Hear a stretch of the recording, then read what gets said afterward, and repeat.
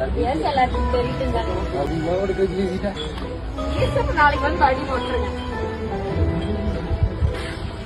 1000 கோடிக்கு மேல ஊழல் பண்ணிருக்காங்க டாஸ்மார்க்ல. இளம் விதவைகள் தமிழ்நாட்டுல அதிகம்னு சொல்லிட்டு இருக்காங்க. ஆனா இளம் விதவைகள் இன்னும் அதிகமாக்கிறதுக்கு என்னென்ன வேலை பண்ண முடியுமோ கள்ளச்சாராயம்ல இருந்து எல்லாத்தையும் டாஸ்மார்க் மூலியமா பண்ணிட்டு இருக்காங்க. அப்படி டாஸ்மார்க்கோட எண்ணிக்கையை கம்மி பண்ணுவோம், மது விலக்க கொண்டு வருவோம்னு சொல்லி எதுவுமே பண்ணாம மதுவை இன்னும் அதிகரிச்சு இளம் விதவைகளோட எண்ணிக்கை அதிகரிச்சிருக்கு. அப்படிப்பட்ட ஊழல் ஆட்சி கீழே தான் நம்மளோட தமிழக அரசாங்கம் இருந்துட்டு. அது மாறணும்னா நீங்க தான் வரணும். ஒவ்வொரு யாரும் குடியும் மது மறையணும்னு சொன்னா நம்ம நினைச்ச கனவு நிறைவேறணும். நம்ம அண்ணன் அந்த இடத்துக்கு கொண்டு வந்தால் மட்டுமே தான் அந்த மது மாறும். இதெல்லாம் மாறாது.